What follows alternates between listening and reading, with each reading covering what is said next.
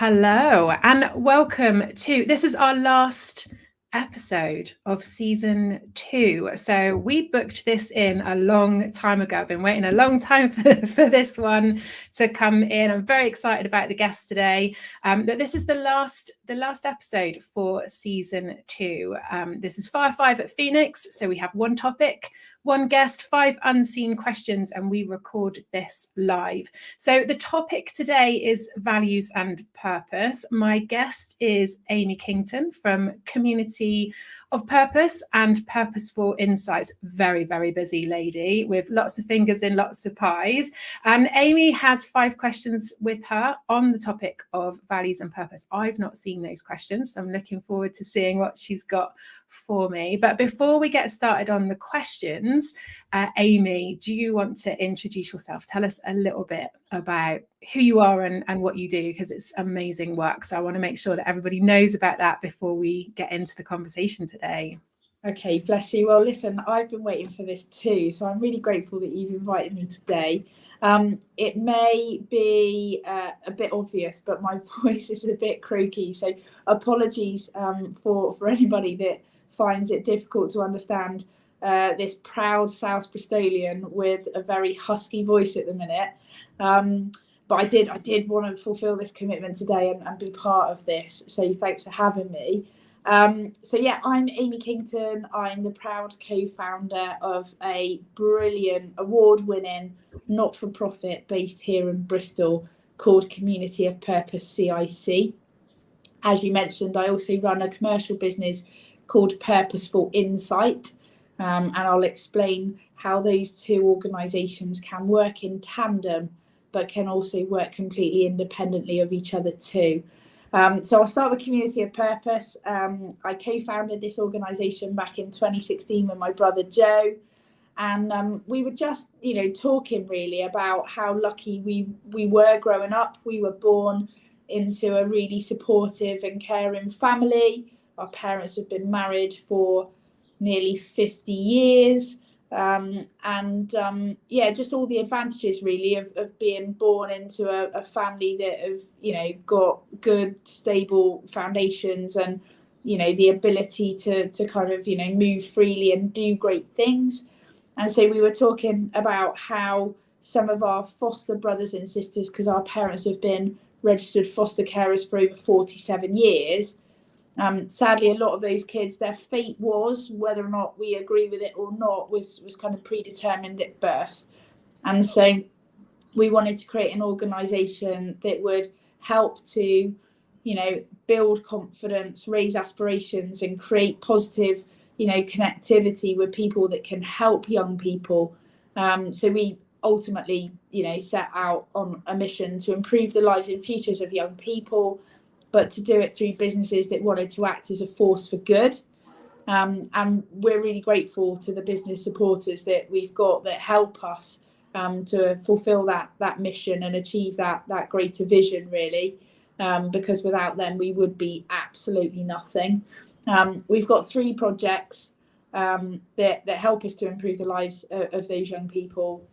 First one is called Bristol Young Heroes Awards, and we celebrate the lives and futures of young people that have overcome adversity to achieve greatness.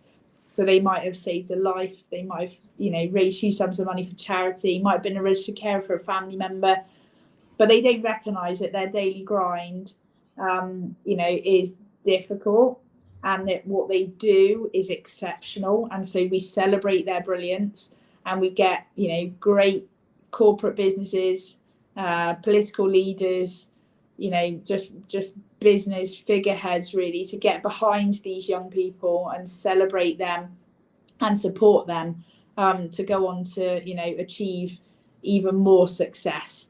So if you think about Pride of Britain, think about young people, think about Bristol, that will give you a flavour for those awards.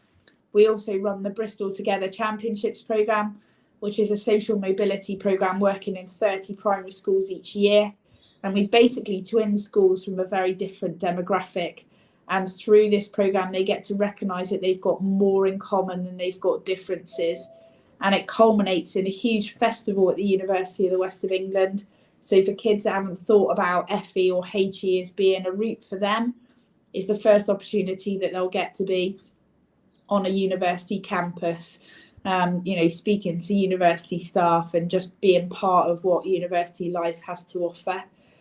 We then are lucky to take 6 primary schools that compete in that programme to Bordeaux as part of the twinning relationship that Bristol has with, several twin cities across the country, across the globe rather.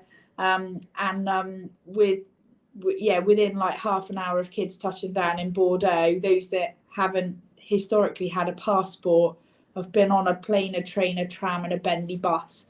So they get to recognise that they're little worlders and not just little Bristolians, which is amazing.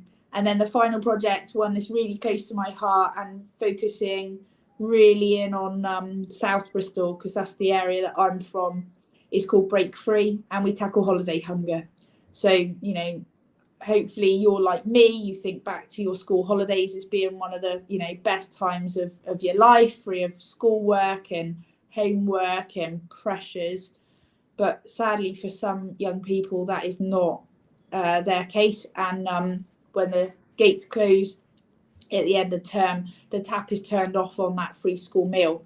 And so families that are already accessing food banks have the additional pressure of finding that additional meal each and every day. And so we provide kids with opportunities to access great activities, from forest school to learning to climb to, visiting cultural attractions in our city that wouldn't otherwise be accessible to them.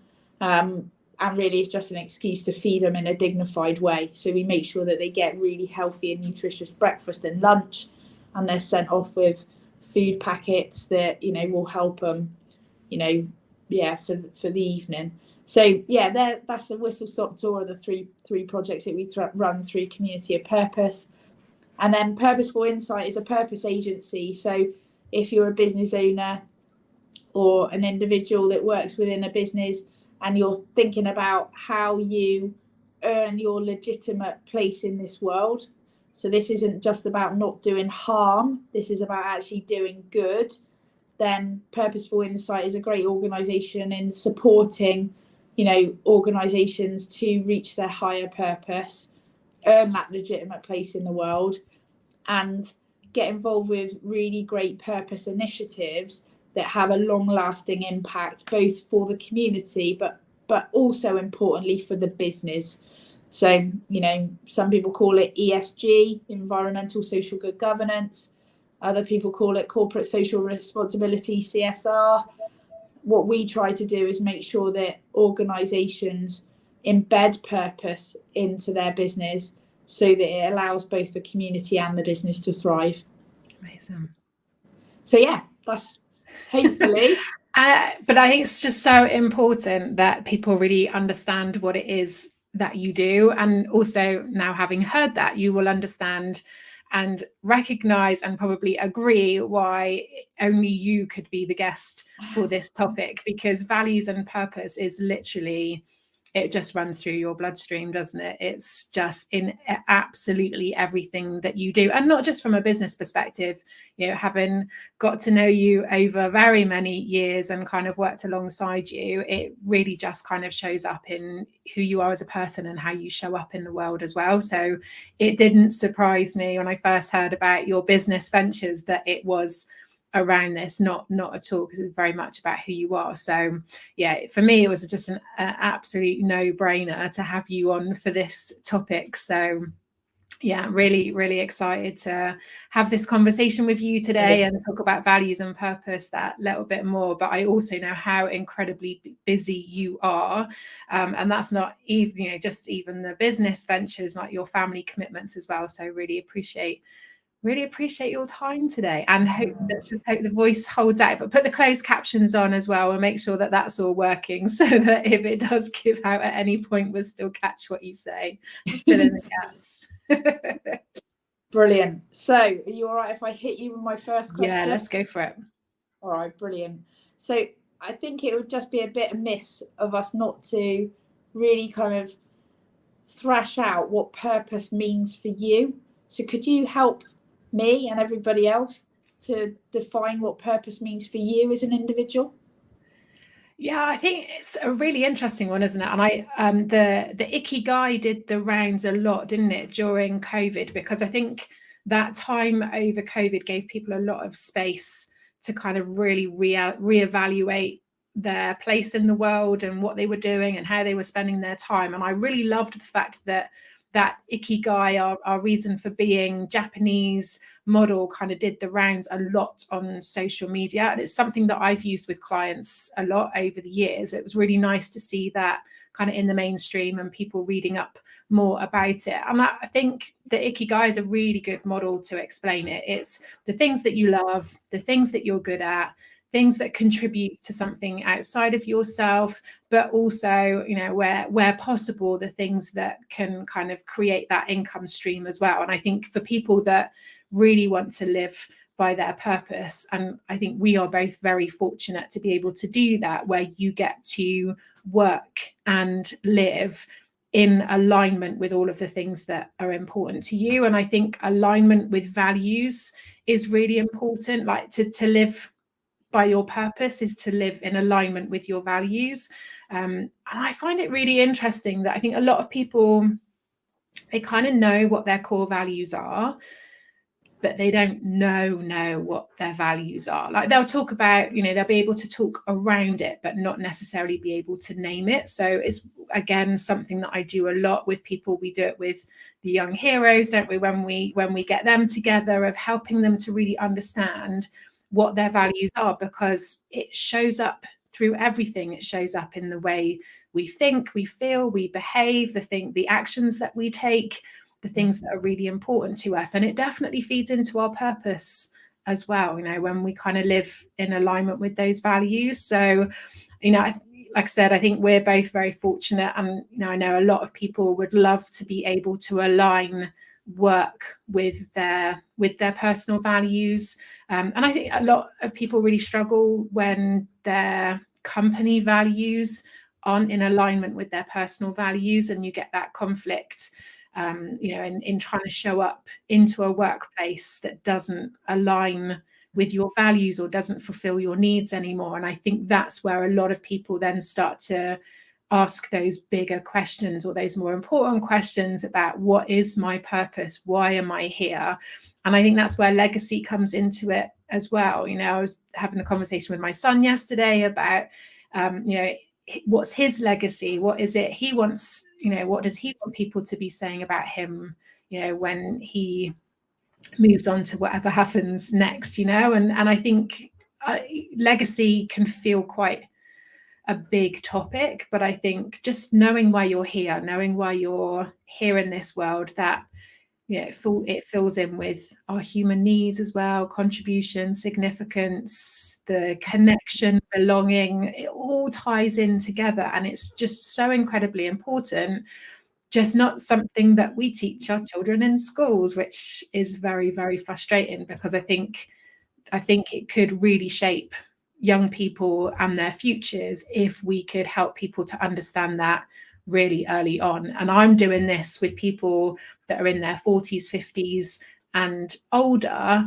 and they just sit there and go, I wish I'd known this 20 years ago, because I would have made very different decisions if I'd been much more aware of being able to do this. So, you know, I think it's being able to tap into that at a younger age is really important. But I think purpose for me, it's aligning values, it's fulfilling needs, it's about legacy, it's about contribution and belonging, and all of the things that are really important to us as humans. And if you can tie that in with your work as well, fantastic. But I think a lot of people have to separate it, and you have life, and then it might be that your work enables you to do some of the things in a different way, whether it's as a volunteer or as a hobby, or contributing those things in a different way. But it is possible to tick all of those different boxes. I think sometimes you just need to think outside of the box to be able to tick them all.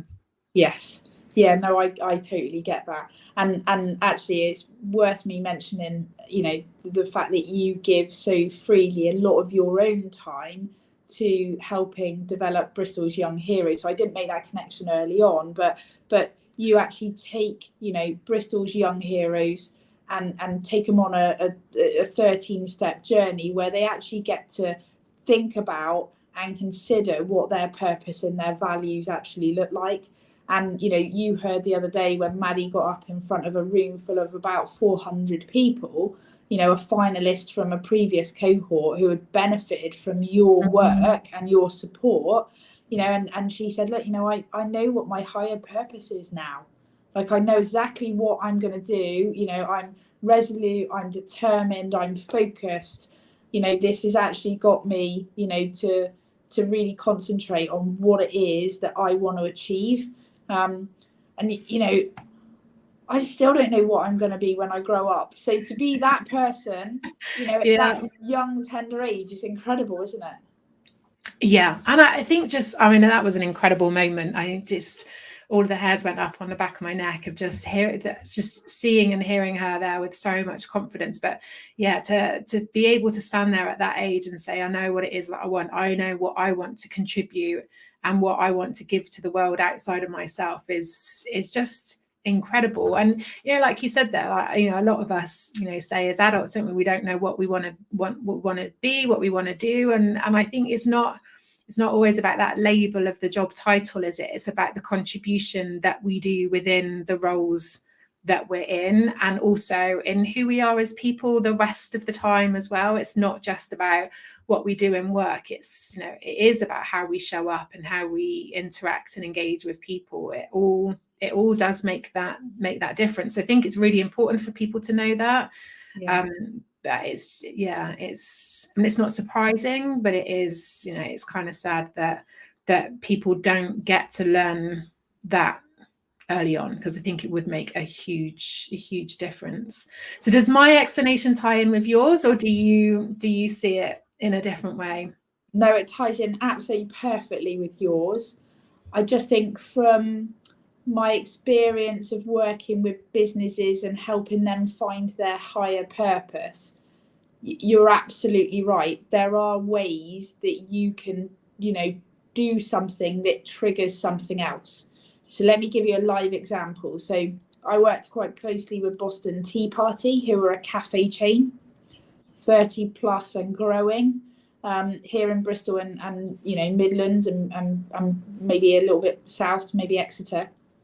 Anyway, they wanted to abolish single-use plastic. They wanted to be the prime mover in reducing the landfill that they put, the waste that they put into landfill. So they wanted to abolish single use. So it was no excuse for single use. That was the campaign. So you rock up to Boston Tea, you've got 3 options if you want to buy a hot drink. You take in your own reusable, you hire one, or you buy one at cost. So they're not profiteering out of it.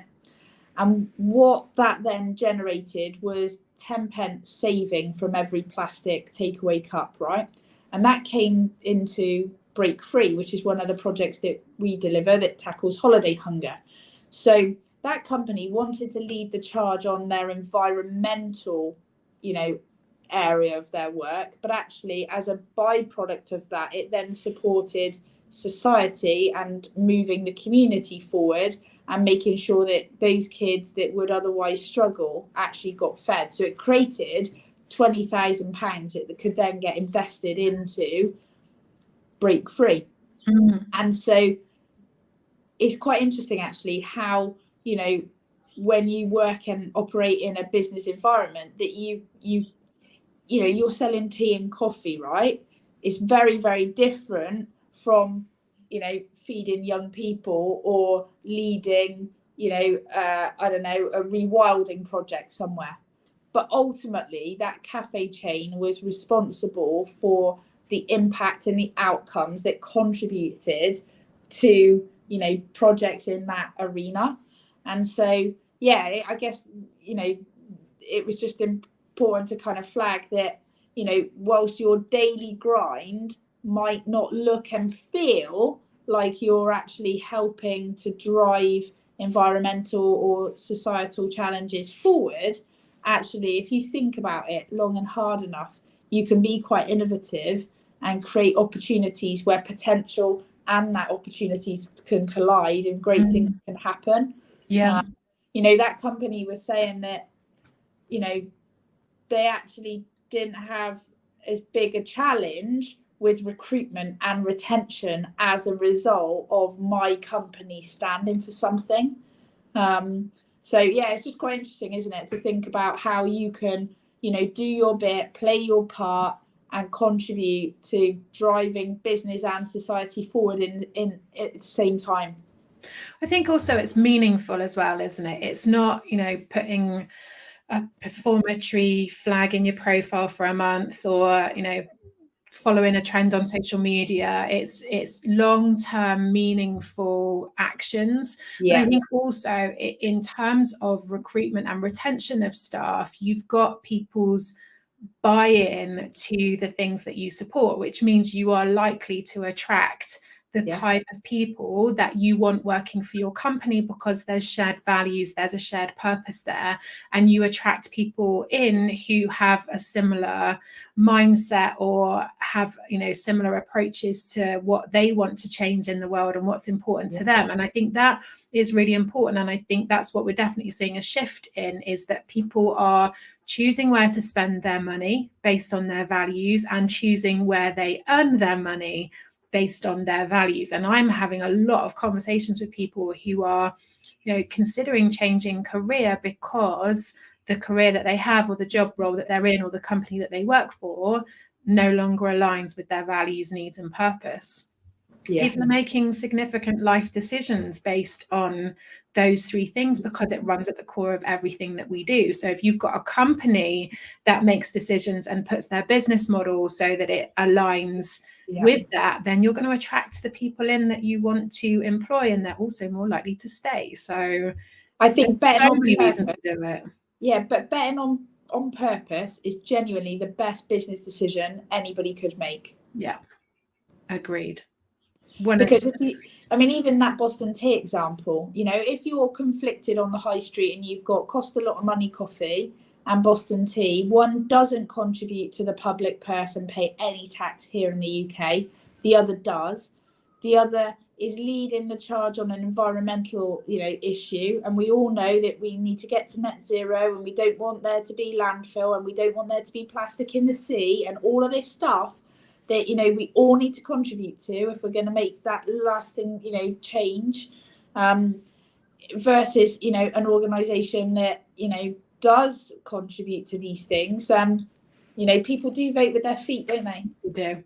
And they vote with their wallet as well. So where they spend their money also makes a difference. So yeah, absolutely. And I think people are more intentional about where their feet are taking them now. Yeah. A lot Even more the clothes you buy, you know, like I deliberately and intentionally buy less but buy quality. Mm-hmm. And I buy it from brands that are, you know, ethical in the way that they approach, you know, the production of it. Yeah. Okay, so my second question, and this is one that I've been itching to ask you, is how did you personally go about defining your purpose? You know, like if you're sat here now listening to you, you know, that, you know, is clearly, you know, found your higher purpose, and you're really resolute and determined and focused on what your life looks like. How did you get to that step? What did you do in order to be able to define that? Well, I didn't use the Ikigai because I didn't know that existed. So that's something that I've revisited like more recently. I think it's kind of shaped over the years. But to be honest, I think at a teenage level, I knew that I think, so one of my values is making a difference. So making a difference, positivity, and continuous improvement. Those are my core three. And I know that even if, like now on reflection, I look back to my teens, that like right the way through, there were things that I was doing, decisions that I was making that feed into all three of those.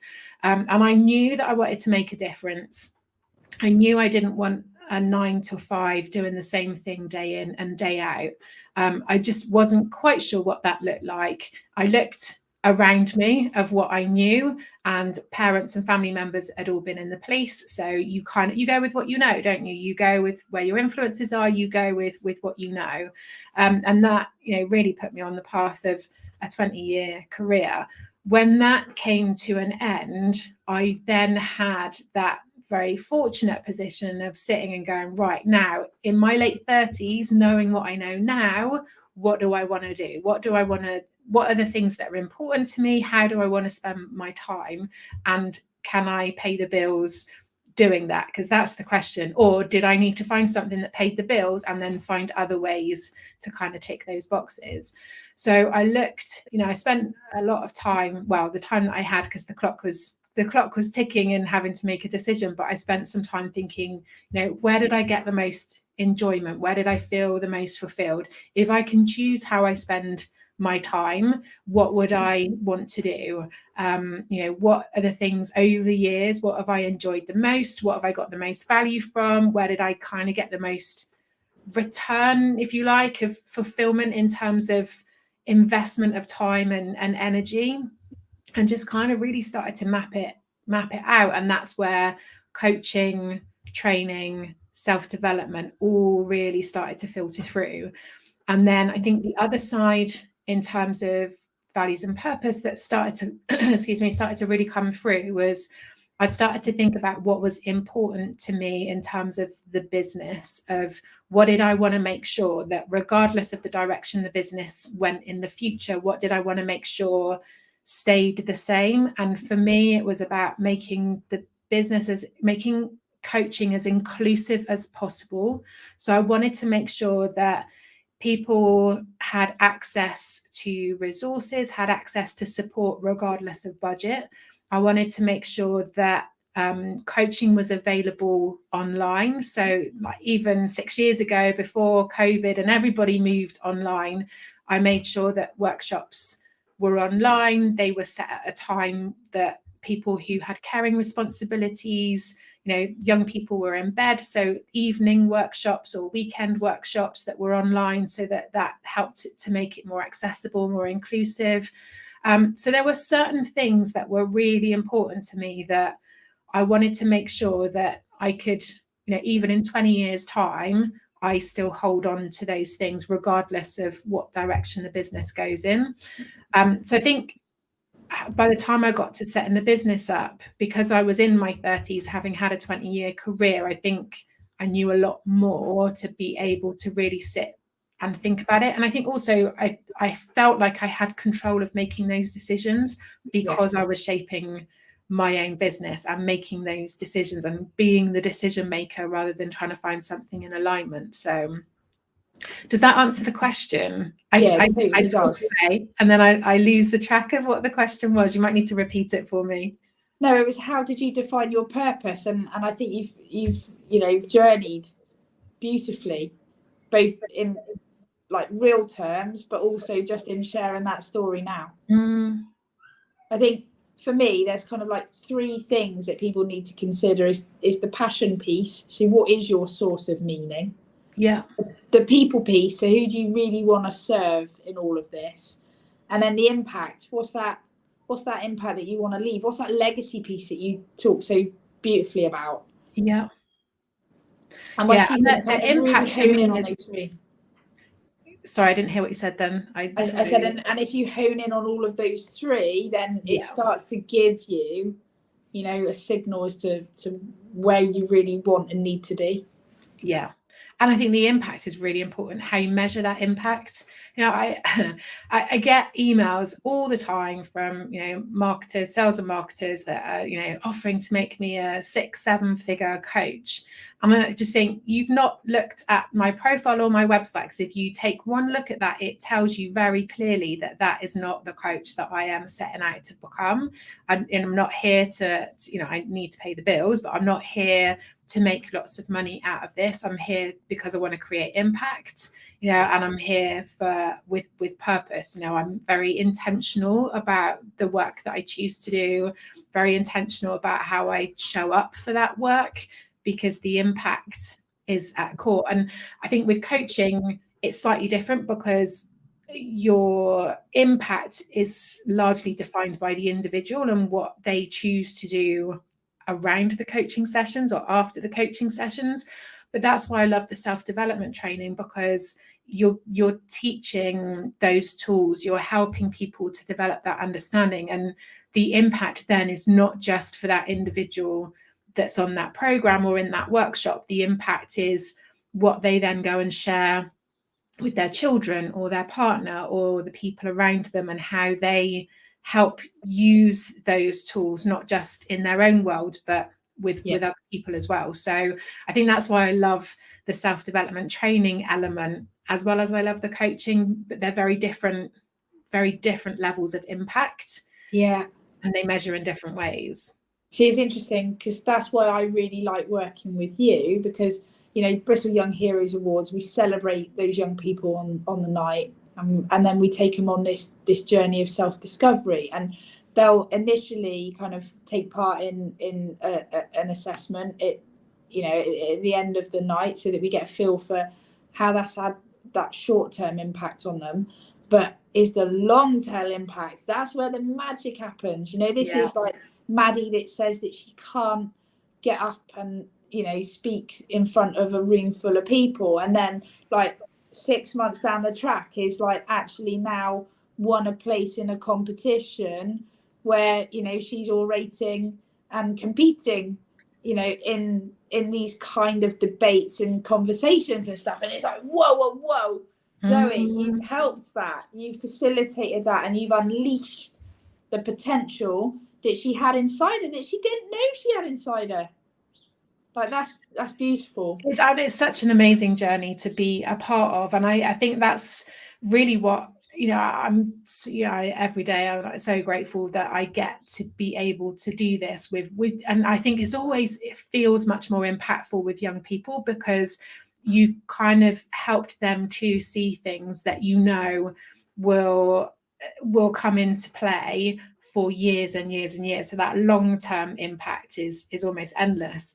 But I think there's also a very similar level of impact, although it's a very different impact, when you do that with somebody who's in their 40s, who has felt very stuck or frustrated or not really understood themselves for their first 40 years of their life, that suddenly then goes, oh, so that's why I feel like this, and that's why this doesn't make sense to me, or that's why this is important, you know, and then they can go and do something with that. So I think it's a different type of impact, but the impact is still there. It just comes through in different ways. So yeah, but it is, you know, for me, it's very much about being intentional with that, but also asking them what impact they want to have in kind of, you know, in working with me. So I think, you know, understanding, because it's not just what I see their potential as being, it's what they want their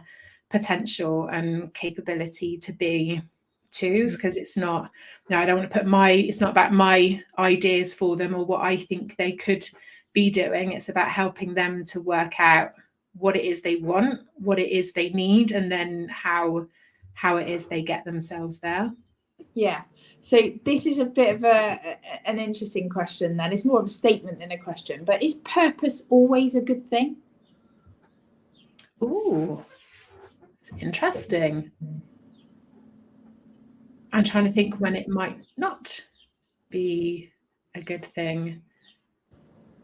I think purpose just underlies in those decisions, you know, and I think when I check in with people at the beginning of the week, I will use those words, you know, what are your priorities this week? What are your intentions this week? And I think purposeful, you know, being purposeful in your decisions, being purposeful in your actions, purposeful in your behaviors, it for me kind of falls in with that very mindful behaviors. You know, you're thinking about what it is that you want and what it is that you're doing, which means, you know, for people that have goals, it's that purposeful intention of, this is what I'm going to do, this is how I'm going to do it. Or if you've got a conversation, it's very purposeful around what you want to say and how you want to say it. And I think for me, purpose fits in with mindful and intentional. And I think it's about, for me, somebody who's with purposeful, they have an idea of what it is they want. which means then when they're purposeful and they do things with purpose, they know what it is they want and they're taking actions to get that, which means then they live a life with purpose, which means they get what they want, rather than living more kind of a cause where you're allowing things to happen to you, going with the flow, going with what everybody else wants to do, just taking opportunities that come up, but that might not actually fit in with what it is that you want to do. So I think, it's kind of like stability, right? Because I mean, the world, sometimes it turns you upside down, inside out, and like you are going along and you have got no idea what's about to kind of like change. A landmine, hand grenade, whatever it looks like, right? It can turn you upside down, but purpose gives you that stability, doesn't it? And that focus, and I just think it's essential really to have that, so that you lead a happy and a healthy and a purposeful life. Like it really helps you like keep on a train track. It's grounding, isn't it? If you think like life is always going to throw stuff at us, that's just how it works. It's going to throw things at us. But if we know what it is that we want, we know what's important to us, we know what we need from life, we know the values and the principles that we want to stand by, that grounds us. I love that you said that about staying on track. So although the track might take us through on a slightly different journey, we know it grounds you and it holds you onto that track, because everything else can change around you, but you have that stability and that grounding of who you are and what you're about. So regardless then of what changes around you, you know how you want to show up in that and what steps you want to take within that, if that makes sense. Yeah, no, I quite agree. So my last two questions are kind of entwined, if that's all right. Yeah. Because I remember you sharing a story about your values and how your values have on a couple of occasions conflicted within yourself and within the dynamics of your relationships with other people. So what I'd love you to share with everybody today is, what are your values? And can you think about the story that you might have shared with me about how they've conflicted in the past? Okay, so my values are positivity, making a difference, and continuous improvement. So originally I had it down as achievement. So not continuous improvement. Originally I had it down as achievement. And what I found was that as the more I did work the more I was working with people, the more I was working on myself, that I really noticed that it wasn't about the end goal, the achievement, it was about the journey getting there. And for me, I know that I get most frustrated with myself, and I also notice I get frustrated with others when there's the continuous improvement isn't there. So I'm not tied to the end goal or the result or the success. It's about the journey and making progress. So for myself and also with clients, it's about, are you a little bit further than you were before? And I don't care how big or small that is, as long as people feel that they're moving forward. That's the win for me.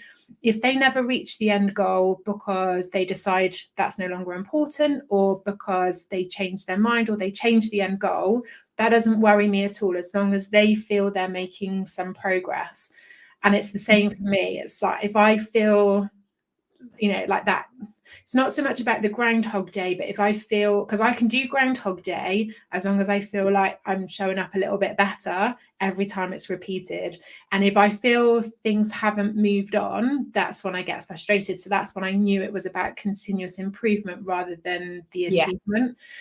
Positivity is really important, and making a difference is really important. So I know that the work that I love the most has all three of those elements. So I can see that there's an impact. I can see that they're making a difference. I can feel that difference. I can see the continuous improvement, and there's that positive element in the room. So as an example, things like, so I don't write e-learning, and I write courses that I've got on the website, but I don't enjoy doing them because I don't see the impact of people doing those courses because I'm not there.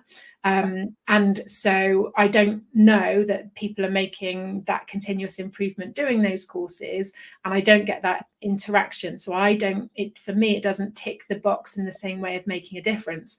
When I do a workshop and it's interactive, I get to see and feel that.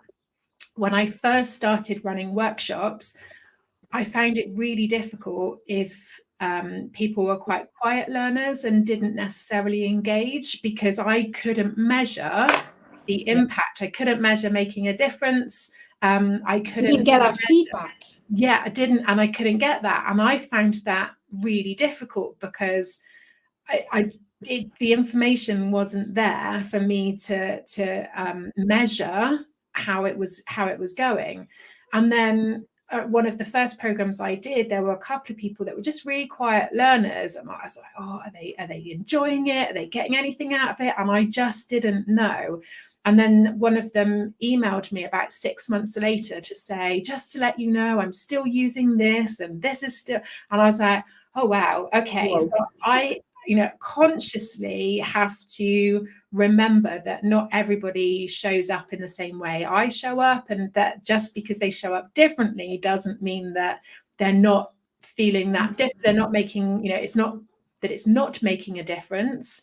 It's not that continuous improvement isn't there. It's just it looks different for them, and I really struggle with people that, from a personal perspective, that are kind of do the same thing over and over again. I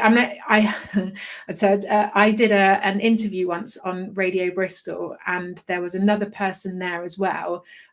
She was a stand-up comedian, and the guy asked me the question about the work that I do.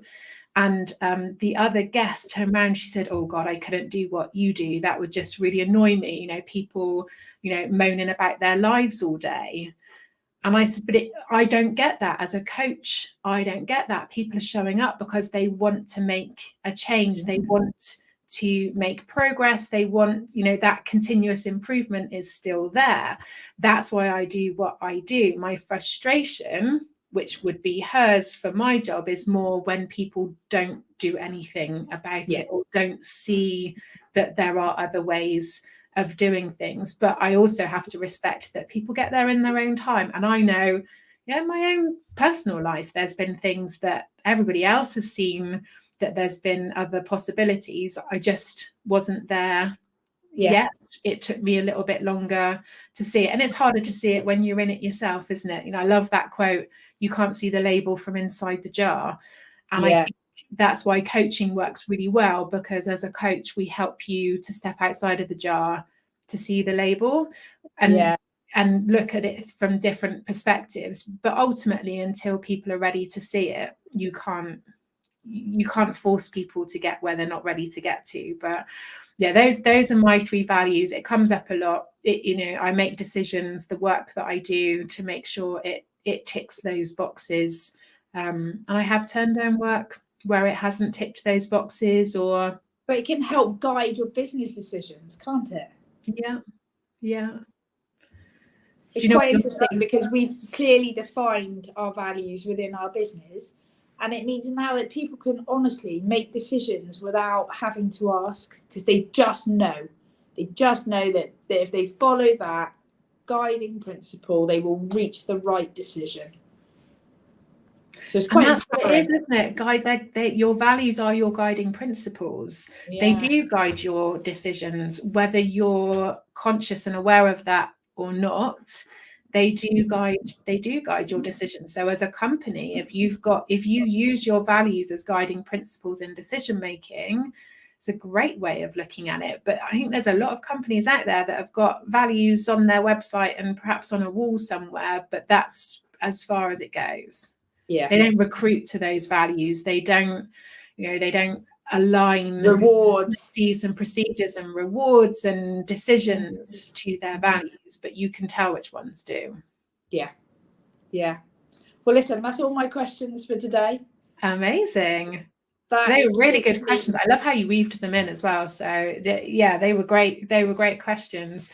And yeah, it's always good. It's always good to have somebody ask you these questions and question about your business, because, you know, it'll be 6 years for me in August, you know, and I get to talk about these things all of the time, but most people ask from a personal perspective. So it's a really good challenge to say, right, how are you aligning these things in your business? Am I still doing what I said I would do 6 years ago? You know, if are the people that work. I can vouch for this. Thank you. And that you know, that's a question I need to be asking more of with people that I've worked with, is do these values come through? And it's part of company culture as well, isn't it? You know, I talk to people all the time and say, you know, if I spent a week in your business and I wrote about what it's like to work here, that describes your culture. What you've written on your website isn't what is that doesn't define your culture. How people show up defines your culture, and values and purpose is a massive part of that. Agreed. Absolutely agreed. Thank you for having me. Thank you for coming in and asking such great questions.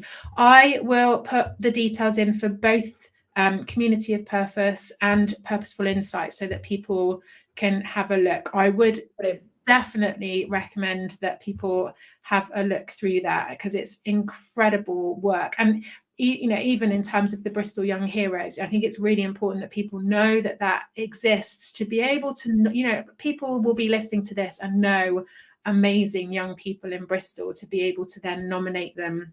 It's 10-year anniversary this year. So excited. Can't wait. We'll be live streaming the awards on our YouTube channel. So for anybody that wants to watch in real time, but can't get in because it's at capacity, we've already sadly, you know, reached capacity there. But you can watch online in the comfort of your own home and get behind Bristol's best young people. Amazing. Make sure that you've got tissues, because it's just, oh my goodness, their achievements and the adversities that they overcome just absolutely blow me away. And I wouldn't even describe myself as a particularly emotional person, and I still sit there fighting it back, but it's incredible. So I will make sure that all of that information is in there for people to be able to find. But what a great way to end season 2. Amy, thank you so much for your time. Great questions. Yeah, amazing. So yeah, just a perfect way to end off season 2. Season 3 will come. I'm not quite sure how that's going to look just yet. Got some ideas, but watch this space. But thank you, Amy. I'll put all of your details in so people can find you, and we'll speak to you all again very soon. Wonderful. Thanks, Zoe. Bye-bye, everyone.